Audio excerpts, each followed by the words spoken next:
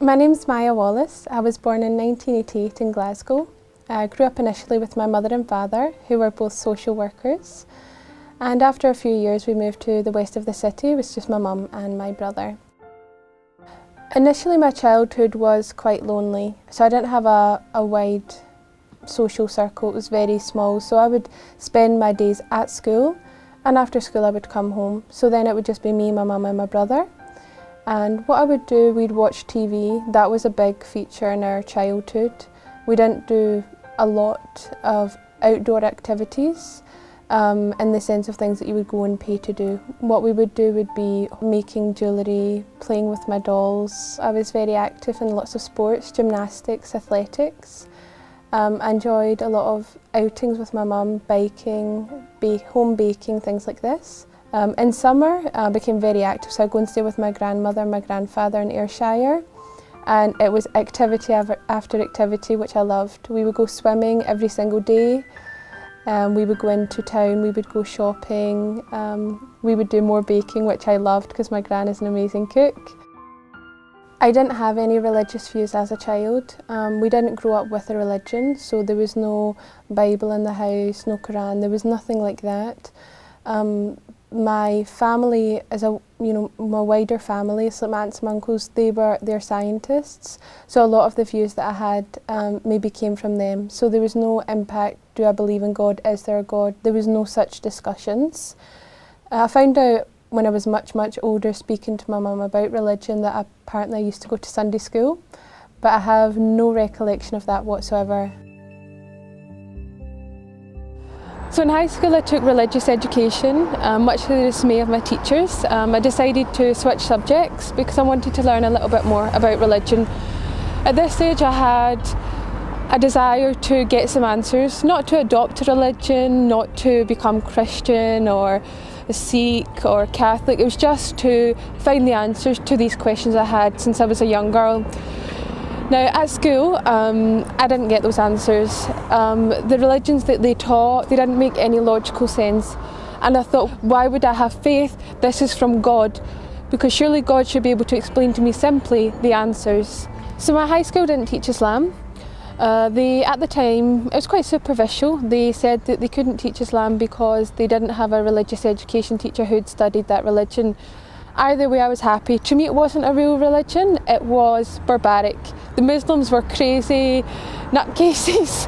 They were just people that would terrorise innocent people, they would blow up buildings. So for me, I was glad. I didn't think that I would ever become Muslim, that I would ever entertain the idea of Islam. So it's quite ironic now. I am a Muslim.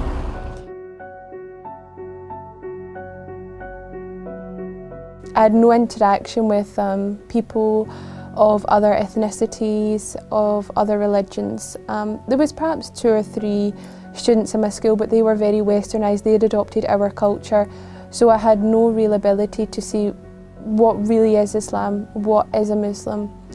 So from there on in I thought, well, I've learned about the real religions. They're a load of rubbish, I don't believe in them. So I just carried on. I just became a normal Scottish teenager. I done what you would expect of any sort of British teenager. I went out clubbing, I drank alcohol, just had a laugh. There was no point to it. Looking back, I just think at that time I thought that's what you did with your life, but to me now it just seems pointless. And where my journey into Islam began was in 2005 I started working in a call centre. And in that call centre it was predominantly Pakistani people that were in there that were Muslims. And they were not crazy. They were not anything that I had imagined, that the media had portrayed. And in actual fact, they became my best friends. And this is the first time I felt I had real, true friendship, where these people really cared for me, I really cared for them. And there was a group of us. So there was Saima, there was Shakila, there was Talib, Nabil and Atif. And it was us lot together, and I would just, initially it was just, I was interacting with them and we would just do normal things, go to the cinema, we would go out for meals. But one thing that stood out to me was the fact that what they'd done was very respectful. They had a lot of respect for themselves. They wanted to have a good image. There was a lot of things they wouldn't do. So they wouldn't come out clubbing with me. You know, once I had a birthday, I invited them and they declined, and I couldn't understand why. So slowly, it was just their behaviours, their mannerisms that introduced me to Islam.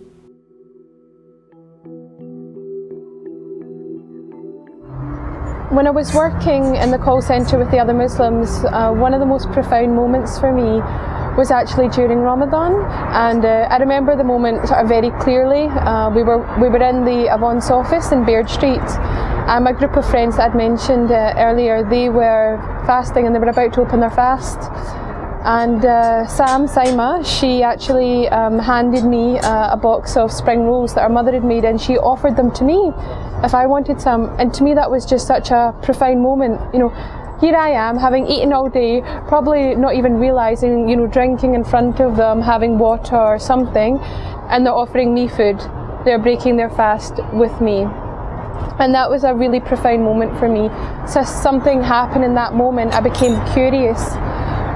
What are these Muslims doing? They're starving themselves and giving their food away to me. Like, who am I? Why are they doing this?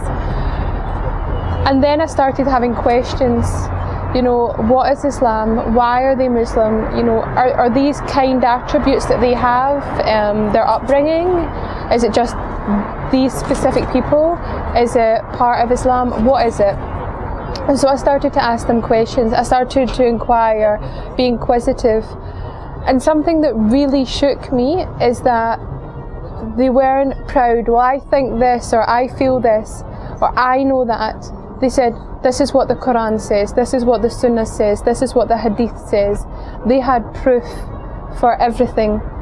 And never at any point did they say to me, just believe, just have faith, we know this is the truth. They didn't tell me that, they gave me the answers, and when they didn't know the answers, they would go and find out, and they would be humble enough to admit, I don't know, I can't answer that, I can't tell you. So here I was, standing Islam in the face, and it was the truth. I couldn't deny it was the truth. But I wasn't ready to accept being a Muslim. I never wanted to adopt a religion. I just wanted to know the answers, and I thought that would be enough. But in learning about Islam, I realised that believing is not enough. Islam is a way of life. They've got their own economical, political, social, legal system. If I was to become a Muslim, if I was to adopt that identity, everything I'd ever known would have to change.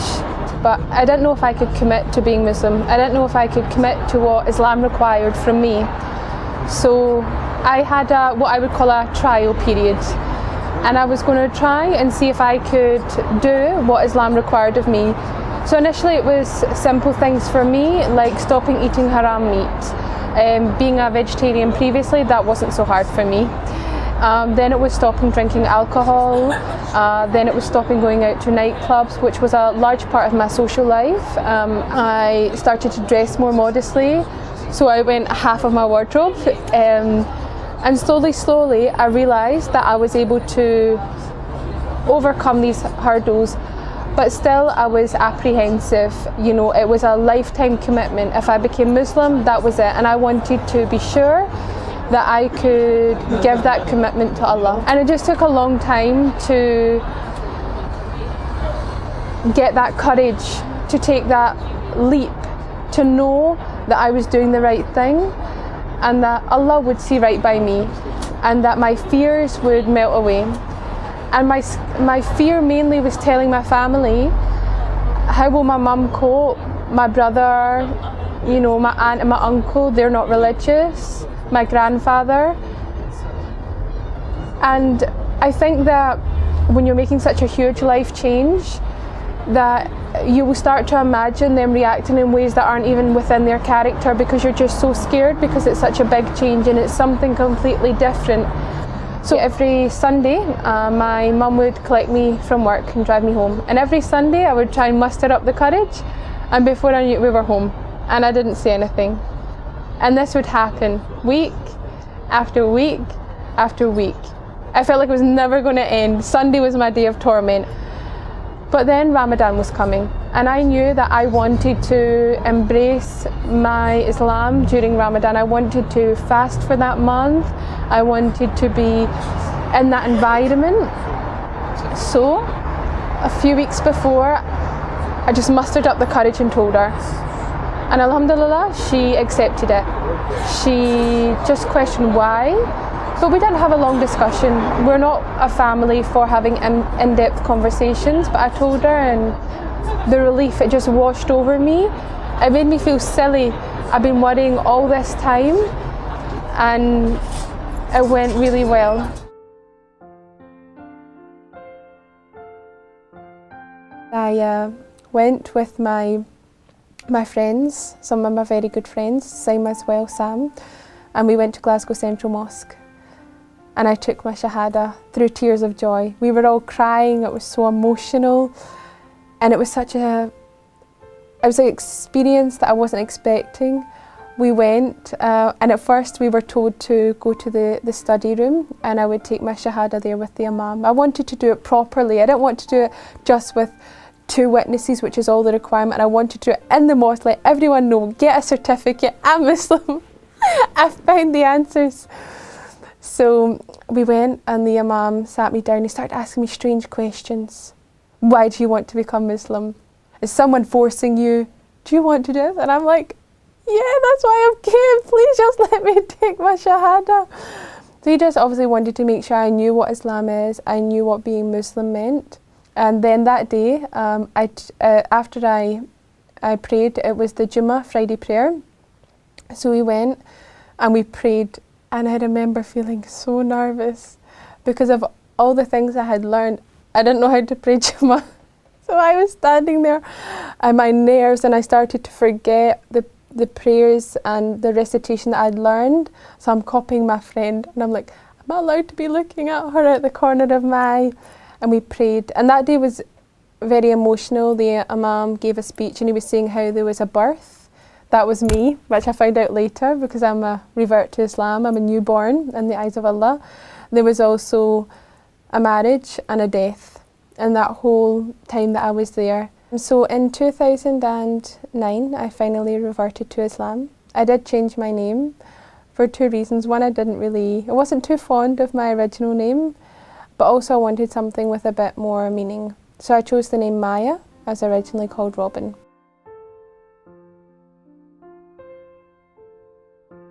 My journey to Islam, to becoming Muslim, was very easy. I had a lot of support. I had a lot of friends around me, even my own family my mother, my brother, they were very supportive of me. I remember when I went to take my Shahada, my mum was calling me just to make sure, good luck, hope everything goes okay. But where my struggles really began was when I started to go to an Islamic class, and I met other sisters. And this is where I learned about the proper attire, that we should be covered. And for a long time I thought, I don't want to cover, my hair is so beautiful, I don't want it to go away. But slowly I started to educate myself. I started to learn a lot more about what hijab is, what is the purpose of it.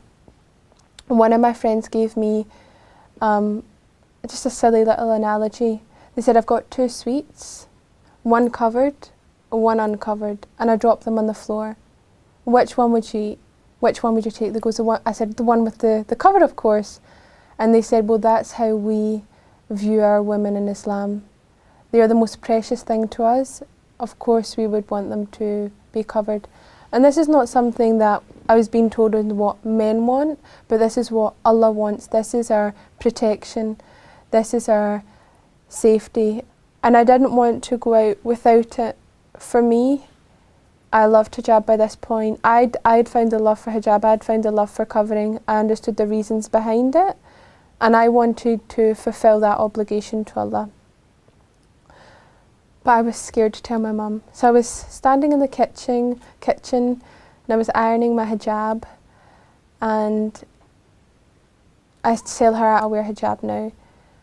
And she got very angry and she was crying. and it was so painful for me. And she's saying, this is oppression. And at this point, I'm not eloquent. I can't explain to her. I have the knowledge, but to give it to her, I don't know where to start. I don't know the right place. And I'm just shouting back, no, it's not. So I remember walking out of the house and going to my back garden, and I was in floods of tears and I was crying my heart out. And I phoned Zara, who had now become my Islamic teacher. Mashallah, she's very good. And I'm crying to her, and I said to her, Zara, I have to take it off. I can't do this anymore. And she gave me so much comfort and so much love and so much strength. She said to me, Allah will never give you a test that you cannot bear. There will never be something in your life that you cannot overcome. It is there for a reason. So I found a lot of comfort in her words, and I put it on and I wore it and I left the house. And my end point with my wider family came when it was my graduation, and my mother and my aunt and my uncle came, and I was hiding from them. I was in my graduation gown. I was wearing this big black graduation cloak and a black hijab, and I was just all black. And I was nervous. I was so nervous. And it was about to begin, so I said, okay, we need to take our seats now, but I'll see you afterwards. I just wanted to get it over and done with. I thought, look, when they see me walk across the stage, they'll see the hijab, maybe they'll talk about it, and then I won't need to be there when she sees it for the first time. I won't see that initial moment. And alhamdulillah, that's what happened. It was too late for them to come and greet me before, so I went upstage, I accepted my award, and I came down. And I could see in their faces that they had some apprehension. They were shocked, but they accepted it. My grandfather's not a man of many words. So when I went to see him, he'd been informed, I believe, by my family that I was Muslim and that I covered. And we've never spoken about it, me and my grandfather. And what he done, he says to me, all of your grandmother's scarves are upstairs in the bottom drawer, and I've looked them all out, and they're all there for you, you know, for your. And he wouldn't say anything, he just went, for your. And that's when I knew that through that trial, through that, for me that was a very hardship, that there was light at the end of the tunnel, if you want to call it that. There was peace at the end for me, and that my family accepted the hijab, and that now they understand the reasons behind it. And you guys don't know this as you're recording it, but I've wanted to wear a abaya for a long time. I've wanted to put on the proper covering, and I've been too nervous. And I actually had discussion about the abaya with Ahmed, who's another revert, and he said to me, you will find the strength. Your husband, he will give you that guidance and you'll be there.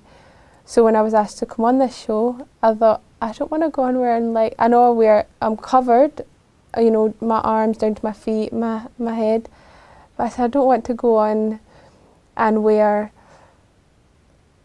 my dress. I don't think that's right. I want to be a good example to my sisters out there, to Muslims, to people that are thinking about reverting. So today I put on the abaya for the first time.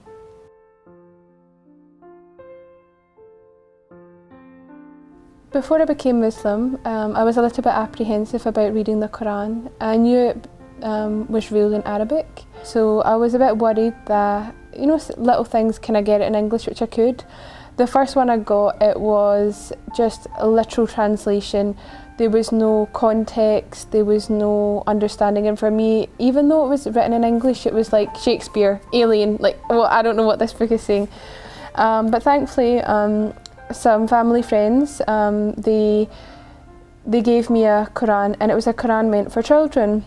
I gave the background story, so what happened when it was revealed to the Prophet, peace be upon him. And that's what started my love even more for this Quran. So now whenever anyone asks me about Quran, I say to them, don't be scared about reading it. You know, I'll give them a copy of it that I think would be a good one to read, because although every single Quran has the same words in it, some are very good at explaining it. And for me, my favourite part of the Quran is in Surah Al-Baqarah. It's in this verse that Allah sets a challenge for the whole of mankind, that if you don't believe that this book is the word of God, then just produce one verse like it. The same style, the same transparency. But if you can match that, then you can disprove Islam. And that had such strong meaning for me, because I thought of all these people that say the Quran's not real, Allah doesn't exist, Muhammad made everything up. They'll have lengthy debates for hours and hours, but they won't do this one simple challenge. Write a verse. How long can it take them? But in 1400 years, not one person has been able to do this. And the second part of this surah that meant a lot more to me, is that Allah goes on to say that you will not be able to write a verse like it. And I just think to anyone out there that's doubting Islam, then take this challenge. Come forth and bring a verse.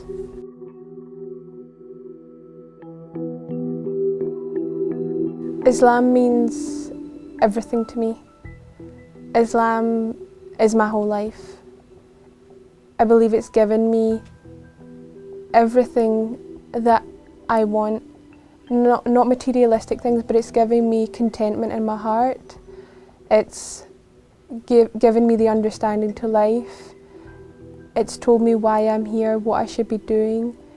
It's given me comfort knowing that Allah is out there, that there is a God, that I can worship Him and obey Him. And from how I would describe it in humanly terms, in His eyes, I'm doing the right thing.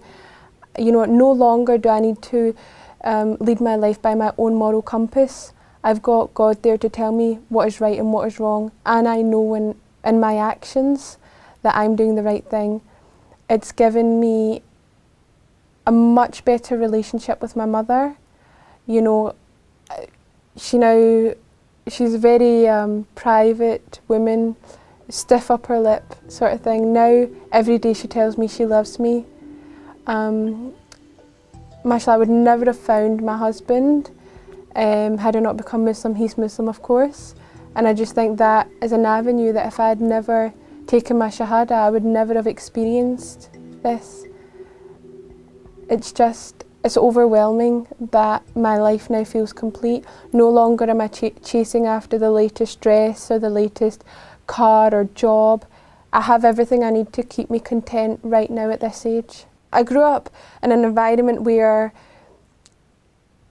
what I was told was that you're meant to go out, you're meant to travel the world, you're meant to experience many different things, date different people, to try and attain something, and when you've attained it, get more. Earn money, and when you've got money, earn more money. When you drink, learn to drink and then drink a bit more. Gluttonous, it was just, you know, and to me it had no real value. It was like, I'm going to live, inshallah, 60, 70, 80 years, and I'll have achieved nothing. Now I understand my place in this world and what I'm here for, and that's to obey Allah and complete my duties as a Muslim, spread Islam, and be an example to the community and my sisters around me.